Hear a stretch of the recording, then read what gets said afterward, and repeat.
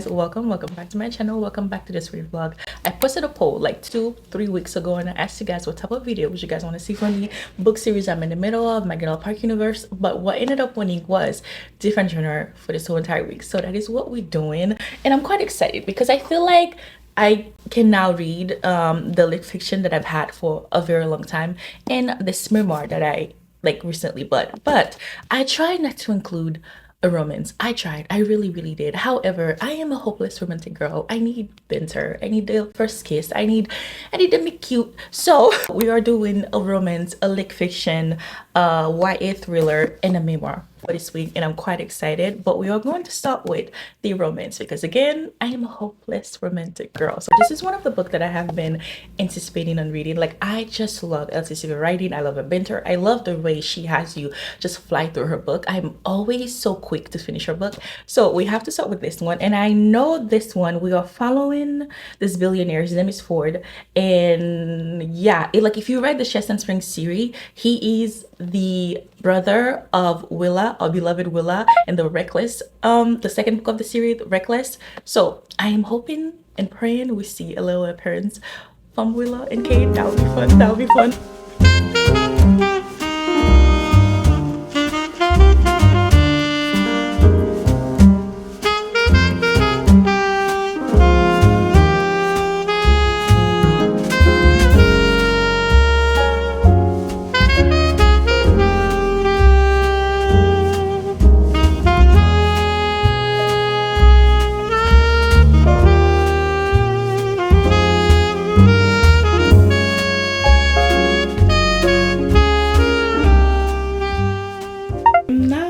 In chapter 19, I just read chapter 18.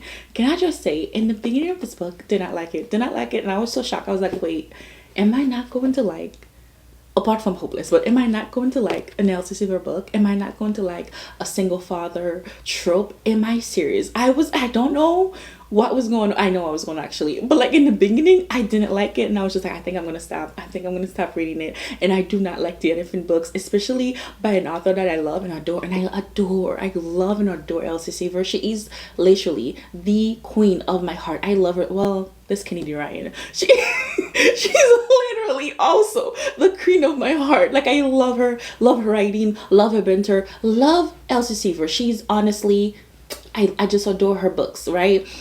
But when I started reading this book, I was just like, I don't like this. I don't like this. And also, I was laughing at myself because our female main character, her name is Rosalie, aka Rosie. Like, they call her Rosie. My name, obviously, is Rosalie. But, like, everyone calls me Rosie or Rose. And I was just sitting there like, oh my God, am I not liking a single dad trope, which I love, and also a book with my name? Am I joking right now? But I just read chapter 17 and chapter 18, and I am now liking it. I'm not instantly in love with them yet, because I'm not instantly in love with them yet. But chapter 17 and 18, I was smiling, I was giggling, I was like, okay, perfect. Now I'm liking this. Now I'm enjoying this the way that I thought I was going to enjoy it. However, we are following Ford. He is like a self-made billionaire. He's like a producer, I think. Like, he's in the business world. He decided to move back to his hometown, Rose Hill. He decided to move there to settle,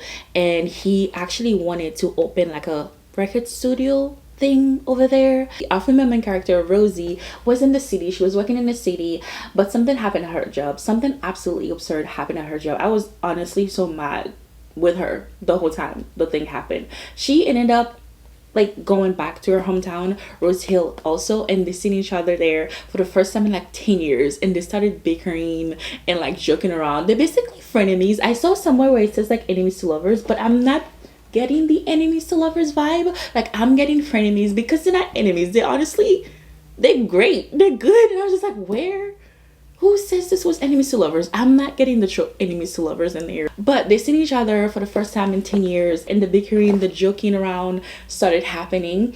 And then she's now kind of like working for him, all of this. The thing that I said I didn't like about the book in the beginning is that he's a single father. I don't think I've mentioned that. Is a single father. And I was just, the way that he became a single father was just so weird to me, and it happened so quick that I just needed to like stay in that moment for a while, and I needed more information. Basically, he's moving in, and like, and the first days, like unboxing things. There's a knock at his door. He opens the door, and it's like a 12-year-old kid just there. It's a girl, and she's like, "Hey, I'm your daughter. I need a place to stay." And he's like, "Absolutely not. I don't have a daughter. I don't." She's like, "Yeah, didn't you donate your sperm like 12 years ago?" Comes to find out, like 12 years ago, when he was 19, he donated his sperm, and that's where the daughter came from. And I was just like, girl, you're not even supposed to be here legally. He's not your father. Like, legally, he's not your dad. Like, biologically, yes, he is your father, DNA wise, but legally you shouldn't even be here. However, her mom is currently going through depression because her mother lost the love of her life. So her mother lost the love of her life, so she's now really, really depressed. Cora, the daughter, did some research and find out that Ford, he's her father, and now like took a whole like bus trip to come like find him and be like, I need a place to stay, and also we need your help. Like, mom needs help to go to like get some help with depression and all of that. And yeah, he's now a single dad. That honestly happened so quickly. Like, kid you not, in like one chapter, he was a father. The girl, like Cora, moved in with him. She was in school and all of that. And I was just so confused. I was like, I don't like how quick this was. I don't like it at all. But now, like I said, after chapter 17, chapter 18, I am now getting like the main characters together, like Ford and Rosalie, and I was smiling, I was giggling. I'm like, yes, I need more of them. Now we're gonna proceed, and hopefully I like it. I finished it like a day ago. You guys, I feel like I'm gonna be one of the few who just didn't like this book. I did not love it. I feel so bad. I feel horrible. I don't know. Every single time I read a book that is loved by many, and every single time I read a book that is like by my favorite author, I feel bad for not liking it. But this one, I didn't like it. I felt so underwhelmed with the whole book. Like, and I kept waiting for something to happen, something big, something crazy, something nice to happen between the two main characters. And like, nothing happened. Completely nothing happened. Like, I feel like, to me, they spent majority of the book in his office, and like that could have been nice, but I was just like, nothing is happening. And I feel absolutely horrible, and I don't know why I feel horrible. Like, I don't know, but this one was just not for me. I know obviously this is a whole nother series, so I should not be expecting Chestnut Spring in a whole nother series, obviously. But I fell in love with Elsie Silver's writing while I was reading the Chestnut Spring series, specifically the second book of the Chestnut Spring series, Heartless. Like, I love that book. I love Willa. I love Cade. I just love this whole world. So, like, I remember when I was reading Heartless, I went to a cardiologist like appointment that I had. I got the audiobook because I just wanted to be in that world. I did not want to leave that world for a second. And I was in my cardiologist's office, just like having my like little AirPod on, listening to the book. When I tell you, I was completely lost in that world. I completely got lost, even though I know what was coming for me from my doctor. I know the news that like he was going to give me was not going to be good news. I just couldn't stop reading Heartless. So I know this is different. I know that I should not be expecting the same vibe, you know?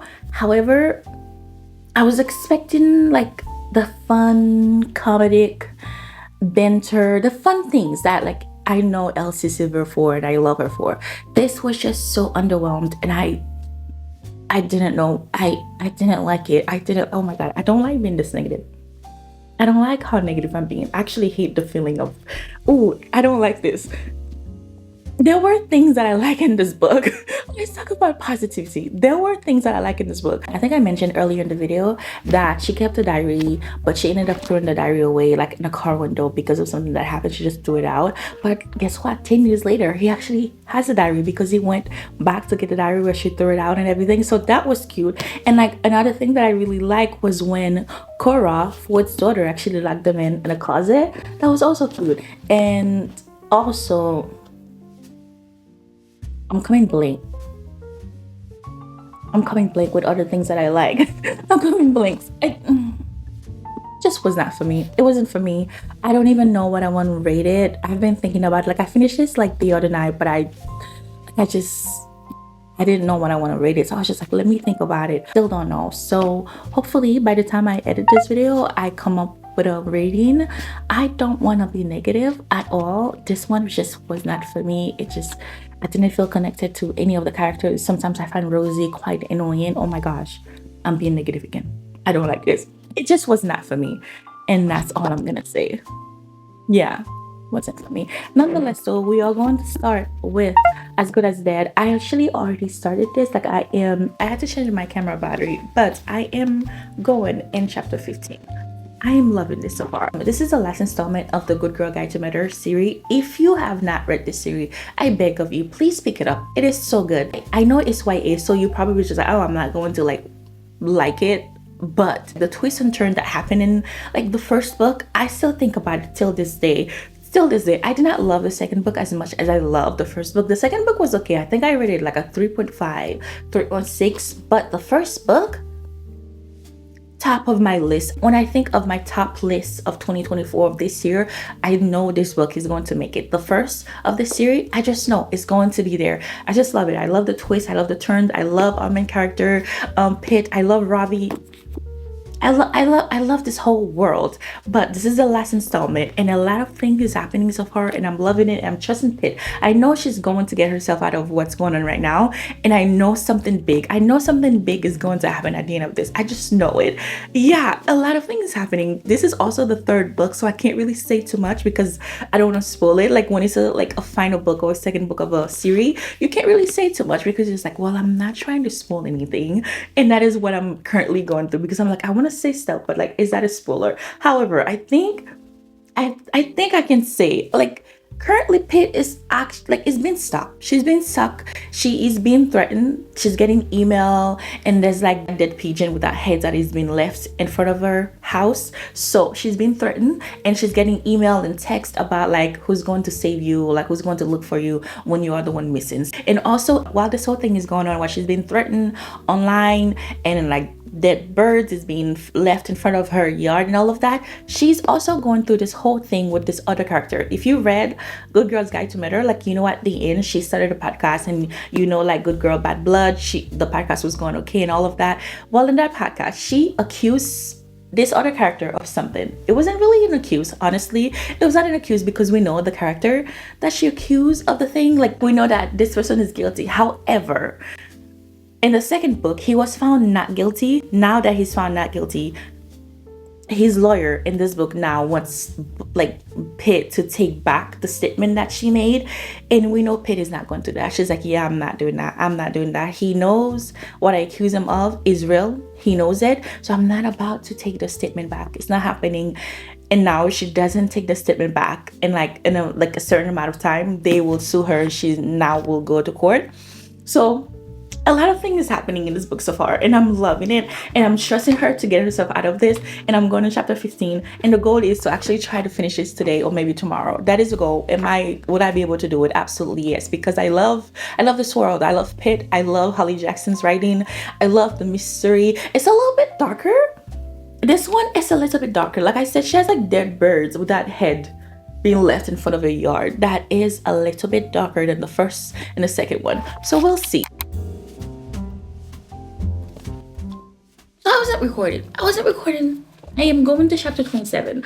I don't want you to see this. I'm going to chapter 27. I wasn't recording because I was just like, well, I don't think anything crazy is going to happen. I don't think we're going to find out the person who's stalking her anytime soon. My gosh, did we find it out? We find out. And everything is going back to the first book. Everything that's happening currently is going back to the first book, Good Girl's Guide to Murder. I am so shocked. I am so shocked right now. Like, the person who is behind all of this, all the crime, everything that has happened, like, I didn't trust that person, but like, I didn't think of him being that insane. Like, I was just like, oh, he's not a good person. Like, he's not a good person. But that crazy, that insane, that weird, I know I probably don't even make sense right now because I'm just like, the person, it's like, I can't really say nothing that's happening because this is the third book of a series, so I can't tell you. I can't say anything. But if you know, you know. If you know, then you know at the end of chapter 26, when we find out who her stalker is and who has been stalking her and threatening her, then you know how shocked I am. I didn't trust him. Like, I never trusted him. you know? But I didn't think that he was that insane. I didn't think he was that insane. I just thought like, oh, he's weird. Like, he's a weird person. He wasn't a good person. But like, that crazy of a person, did not think that he was. And now that I read his name, it's like, it wasn't the face she thought she'll see. It was blank. And I'm like, who? Who? And everything is now starting to make sense. I am now going back to like Good Girl's Guide to Murder and just think about absolutely, completely everything. Because now that we know who is behind all of this,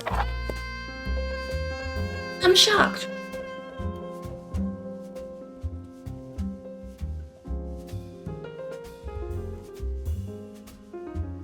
What? What are you doing? What are you doing? What are you doing?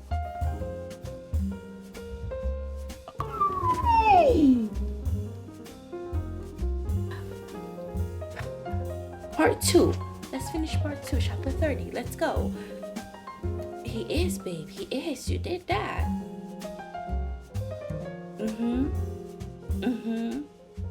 He's no more. This is a thing. She just did something. Absolutely. She just did something. My thing is, after you just did that, why would you not call 911? Why would you not call 911, babe, huh? Call 911, babes. Like, call the police. I mean, the police in that world isn't really, they're not the best. In like Good Girl's Guide to Murder world, the police are not the best. But I would call the police. I think she should have called the police, because why would you call Robbie? What is he gonna do? It's been a few days. I finished my Dr. Vanessa, and that is why that it's been a few days, because I've been staring at the walls. I am not okay after reading this book. But let's talk about As Good as Dead first. I love this. I knew I was going to love it.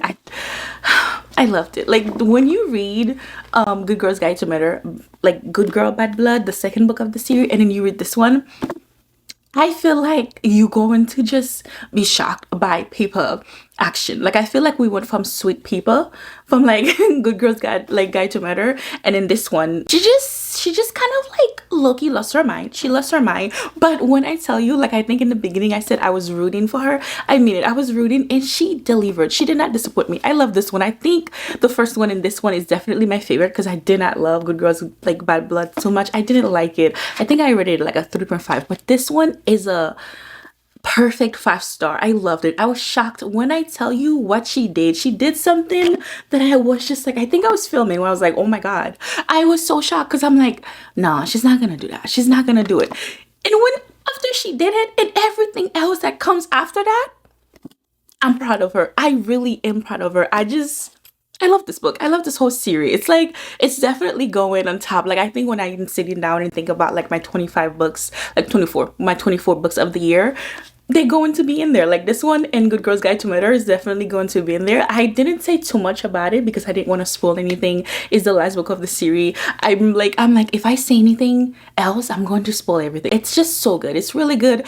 Like, if you have not read it, please pick it up. It's really, really, really good. Like a 5-star good. And Pip lost her mind. She lost her mind. And Ravi, oh, I'm gonna miss this world. Ravi, Pip, I loved them. I really loved them. At the end of this, the last chapter was so freaking cute. Like, it was so cute when it was the last chapter. Oh, like, I can't say it, but it was so cute. When I saw what happened, I was giggling. I was like, that's so cute. It was the perfect way. Like, this is the perfect book to end this whole series. And I'm really happy that I finally picked this series up. I'm really happy that I finally finished it. And then I read my Dr. Vanessa. I am so happy that I read this last, because I still cannot pick up another book. I wanted to start a whole nother reading vlog, and I started Powerless, and I couldn't even get past like the first 3 chapters. Not because Powerless is bad, it's just like this was just heavy. Like, it's like heavy on my mind. I just don't know how to like escape it. Like, I kid you not, I was just staring at the wall, and I was just like, it's a very heavy, uncomfortable book, but I wanted to finish it, to see it through. But if you've never read this book, first of all, if you want to read it, please check all trigger warning. Like, I checked that and I thought I was fine. Like, before I picked this up, like I did all my research. I like checked all the trigger warning, and I was like, oh, I think I'll be fine. I'll be okay. Like I'll be okay. Let me just read it. I was not okay. I was not okay. The amount of time that I had to put this book down just to breathe for a moment, because like one chapter I wanted to hug Vanessa. I wanted to hug her, and then other chapter I'm like, what is wrong with you? Why can't you just like hurry up? Like, why can't you just see this is all wrong? But we are following Vanessa, and this book takes place in a now timeline and a then timeline. So it's past and present. In the past time, we are following Vanessa when she's 15. She's away in boarding school, and she was in this uncomfortable relationship with her teacher. It was very uncomfortable for me to read. This teacher, his name is, honestly, I don't even want to say his name. I don't even want to say his name. Let's not say his name. It was uncomfortable. Like I'm uncomfortable talking about it, but I'm trying to review it. So when she's 15, she's away in boarding school. She was in this weird relationship with her teacher, and this teacher, I this disgusting weird teacher, the thing that he said to her to like groomed her and to make her think that anything like this weird relationship between them was like in her control was so weird to me. It was the most uncomfortable thing ever. Like, oh my god, I'll be reading the book and I'll be reading like what he's saying to her, and I'm like, oh my god, I just want to slap him. I wanted to slap him because there's this one quote in here that he said to her when she's 15. 15. He was like, you're going to ruin me. And I'm like, no. No, no, no, no. Listen, no, please don't say that. He tell her like you're going to ruin me. And there's this other quote he tell her like you're in control. Anything that happens between us, like it's because you in control. He gives her this like he gave her Lolly like the Lolita book. It was just interesting to see like the crazy thing that weird like disgusting people would say in order for them to have what they want. And that's what this book did. Like it was just so uncomfortable to see how like the manipulative things that he said to her to make her think that she even wanted that, right? And then in the now timeline, I hope I'm making sense. I really hope I'm making sense. The now timeline, Vanessa, our main character, she's 30 years old and she's kind of dealing with all of that. But what's happening now is like in the now timeline, there's like like allegation that's coming out about that teacher, because guess what, he kept going, he kept doing it, and now there's allegation that is coming out, like, you know, of him because he did it to someone else, and now this person, this victim, is now talking about it. And Vanessa is dealing with all of that, but also she's also dealing with the fact that she doesn't want to believe that the same thing happened to her. Like she wants to believe that like the whole thing that happened to them, the relationship was a real relationship, and that he loved her and that she loved him and that she was in control. And when I got to that part, when I tell you, I just closed the book. Like the amount of time I closed, I'm hoping that I'm explaining it right, because I'm hoping that I'm explaining this book right, because it really messed me up. But the now timeline, it was just so heartfelt and like heartbreaking to see how much he like ruined her, because now she's 30 years old. She does not believe or like even want to believe that the relationship wasn't a relationship. Like she doesn't believe that he was an abuser and she got abused by her teacher. The way that she did not want to hear the victim out, because she just wanted to believe like so much, like, no, this guy, he loved me and I loved him, and this was on like in my control. Like it was my control. But when you're reading the then timeline again, you realize that she's realizing like, wait, how was this my control? Because the first time we did this, our first time, I was crying and he didn't stop, even though he tells me that I had the control. So how much control can I really have if you were doing this to me and I was crying and you close your eyes and pretend you as if you didn't hear me? And I cry. Like when I tell you, I just go in the bathroom and I just, like, my sister was here when I was reading it. I went in the bathroom and I just sat there and I cried so much. It was just so heavy. It was really heavy. And I've never read a book so slow in my life, but I never wanted to finish a book so fast in my life. Like I just kept closing it and like going away and closing it. I'm like, oh my God, but I have to finish it, because I wanted to see like I'm just like, I want to see her get healed. Like I want to see the ending of it. I just wanted to protect her. I wanted to protect her. And I don't think I would have been affected as much as I was affected if I didn't search to see if it was based on a true story and see that the author says that some of the things that happened she took from her own story. I don't think I would have been as affected if I didn't search that up, because right after I saw that I was like, oh my god, I'm not okay. I've heard people say that this book really messed with them and like is like heavy and all of that. I just didn't think, like, I thought I was fine. I was like, oh, my mental health, it's like, okay, I'm gonna be hurt or anything. It really truly, it messes me up. And like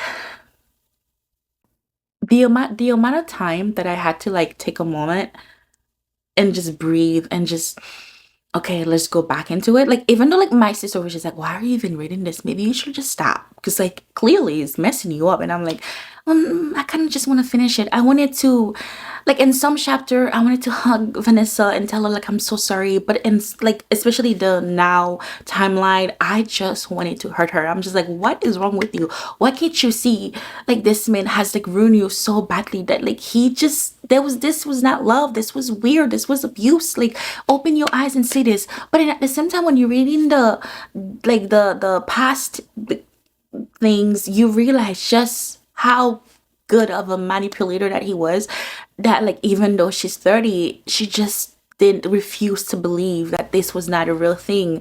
In the present time, when he was under attack and everything was coming after him, is the fact that he still was talking to her and like still manipulating her.